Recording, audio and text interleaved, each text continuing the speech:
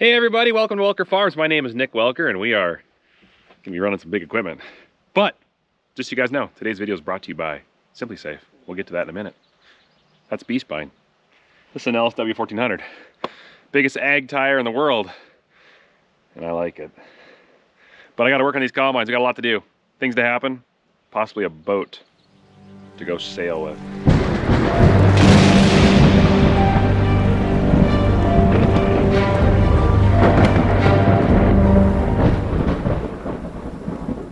I'm gonna get a boat. We've got a boat. We've had a boat. We've worked on the boat. Keep putting money into that boat. It's an old boat. It's used a little bit. I grew up on that boat. My uncle had that boat. Now I've got that boat. Let's go get that boat.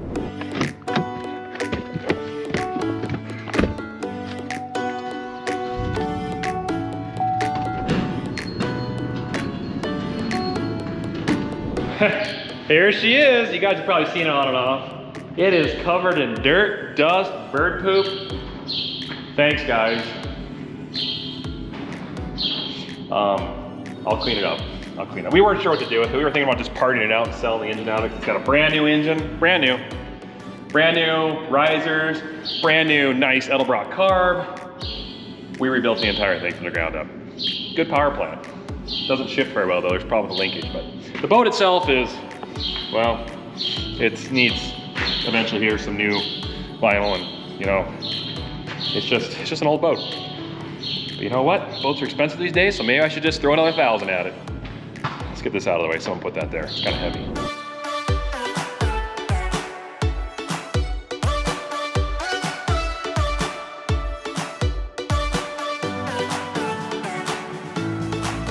All right. I pressure washed it inside and out several times. So much bird poop. Looks good though. Let's give her a start. See if it'll fire. And then if it sounds good and revs good, let's take it to the lake and find out how bad it actually runs. Because you never know until you put it on the water. Crank time.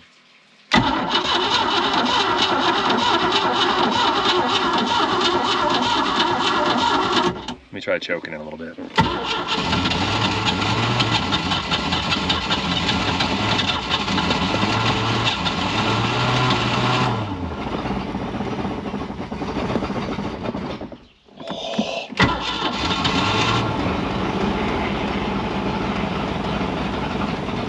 Power! Well, I ran into a problem right off the bat. I did a water check to see if any water was coming up to the main water pump on the engine, and nothing. It was dry. The hose got all the way down. And I've got the muffs on with a good wetter pressure, running water behind there, and it's not getting up, even with the engine running.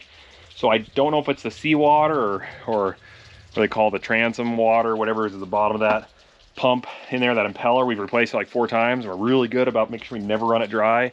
So it should be that. There should still be some water flowing up to here. I think something's in there. I wonder if a mouse or something. I had all these hoses off after I put RV coolant in it to winterize it like 2 years ago, and I think something crawled in there. Okay, a little investigating, and the hose that connects this unit to the engine is off.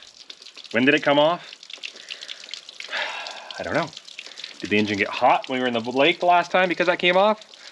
It didn't seem to, but it's kind of weird. So I fired it up, water was running out of it. I'll try to connect that back up again, button it all up, and then see if I get water to the engine. Ah, there. Yeah, that's not coming off. Job well done.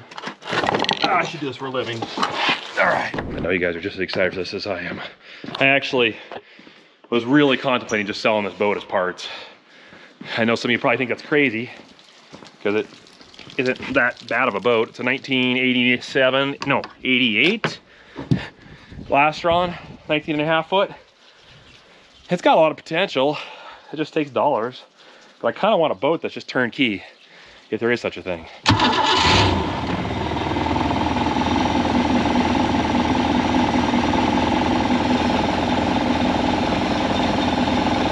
No water yet. You'd think by now it'd pump that up. Okay, I think I found the problem. Let's try it again.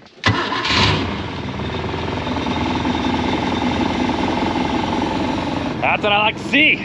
Connect these. Let's run this thing And then I got the plugs out of the risers, so I'm expecting to see some water flow out of the risers, which is fine. I want that. But let's see now if we get the water temp to increase on this thing right over here. And if we can, we're in business.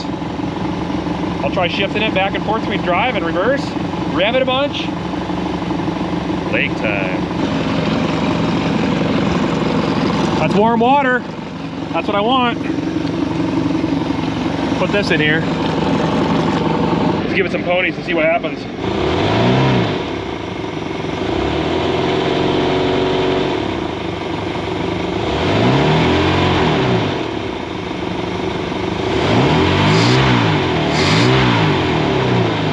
Sounds a little funny. I don't know.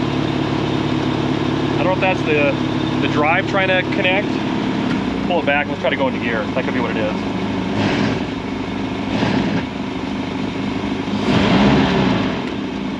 No, that's not it.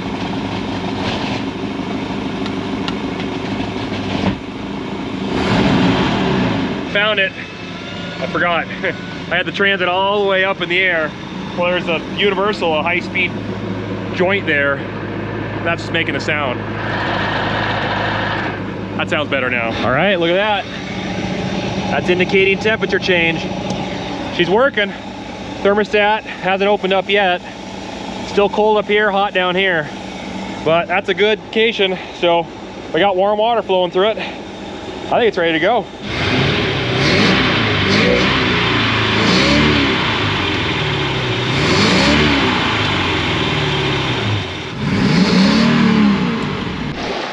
Happy Independence Day, everybody.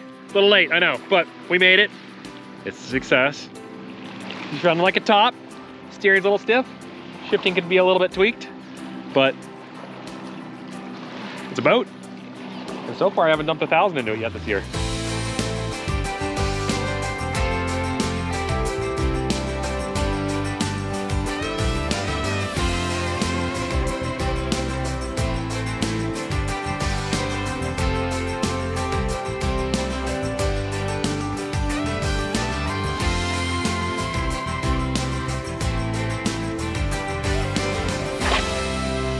Well, this boat, it needs some work still. Had some shifting issues, had some steering issues, had some not wanting to start issues, so I'll get to that. But it did get us around the lake when it was rocking, so that's good. We'll put her away though, and then, yeah, keep working on those things, because that's coming around the corner.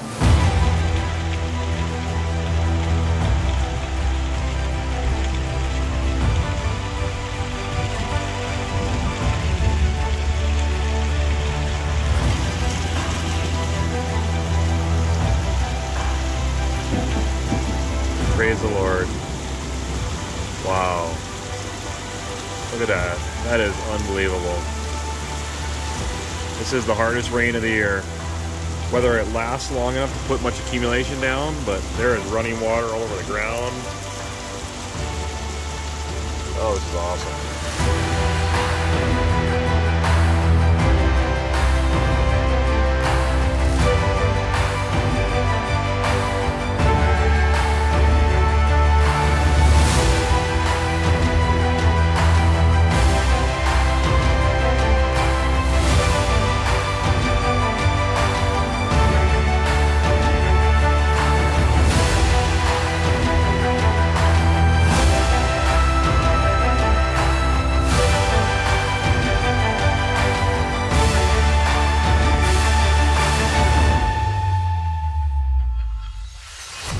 Well, I think now that the combines are fairly well ready, there's some parts we're waiting on, but when they come in, we'll put them in real quick.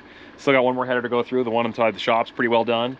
But we want to do something about a fire rig this year, because being how dry it is, it's just a matter of time until you have a fire, and we don't really want to be caught without something to fight it with. And Big Brute, as you guys know, the tank broke on it. But we were trying to figure out what are we going to do, and I think the conclusion is, because we're not going to be doing much spraying this fall and we do have our Apache, we're going to take the booms off the Brute, because they've got to come off anyways to do the swap of the new tank. We got to rebuild all that back end of it. So we're going to take the booms off, we're going to take that tank off that's cracked, and we're going to put the old tank back on it that we have that had a crack that I welded, plastic welded, and it's holding. It's just a matter of time before it breaks, but for a fire truck, it should last the season just fine. So we'll plop that on there. I'll just quickly plumb that thing, and then Big Brute will be our fire truck again, because you guys like that. I thought about the Terragator, but I don't trust it yet. So I want something I know that's reliable to chase fires with if we have to.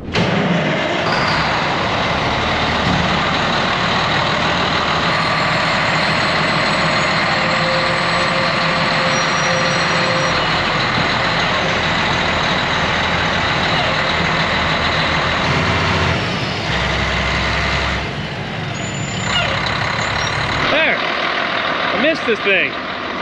Just a little bit of backing it out. I forgot how fun this thing is to drive.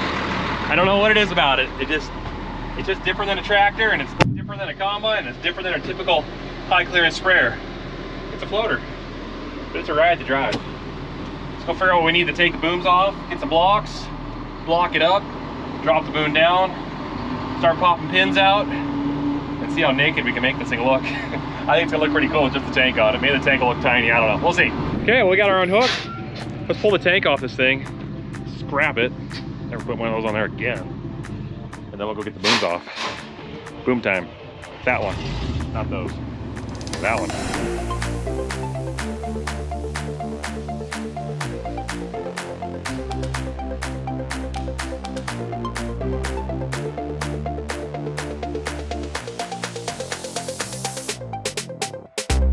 All right, got the old tank off. We unhooked just about everything we could off the boom. Now we just gotta drop the boom down, set it on some blocks, and then try to take the pins out. Two of the bottom pins are gonna be tricky because, well, the way they're in there, the only real way to get them out is you gotta pound them out from the inside, and the inside's blocked because there's fenders on there. So I welded nuts to them. We're gonna turn them and see if we can pull them out. When we get the tension off of it, all the stress this boom sitting on it, I think it'll come out a lot easier. Let's go drop this.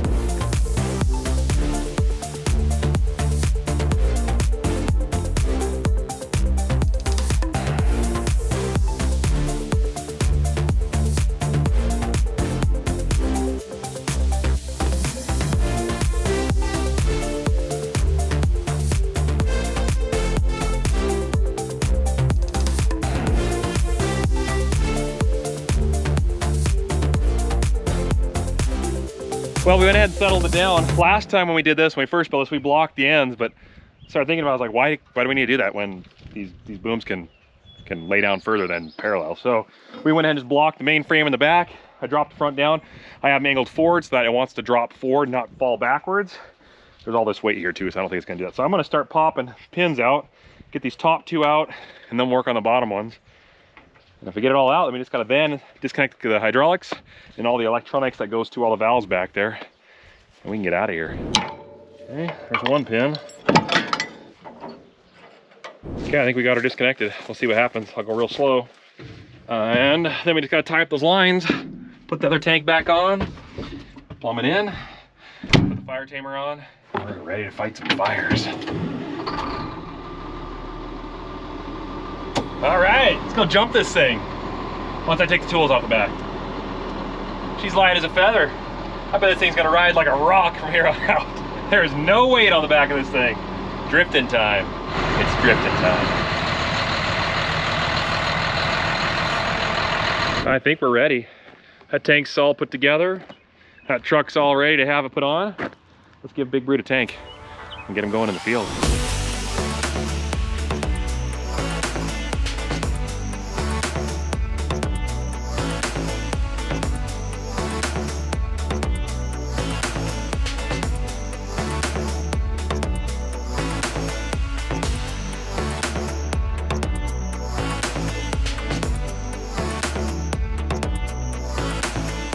There we go, she's together.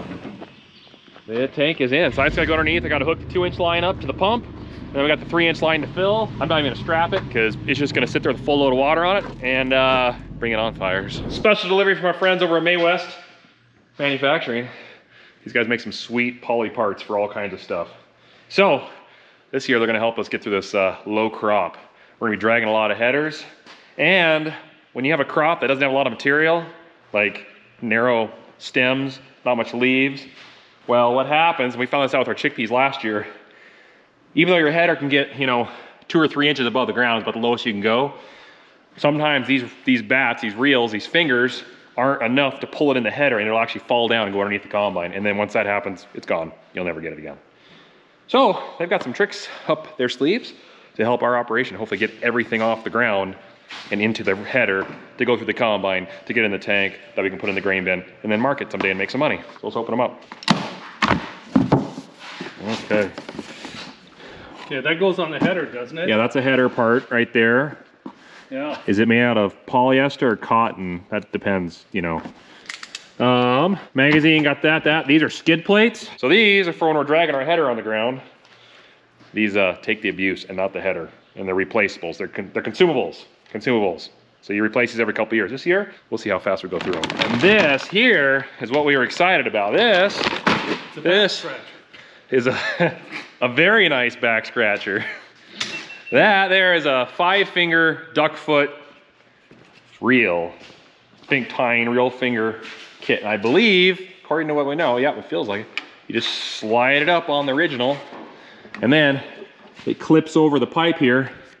And then look at that. You basically got a whole hand pulling stuff into your header. Don't need that when you're cutting 70, 80 bushel, 120 bushel irrigated crops, because there's so much material, it'll fall in the header. All right, well, now we got work cut out for us. Thanks, May West. We'll put them to use.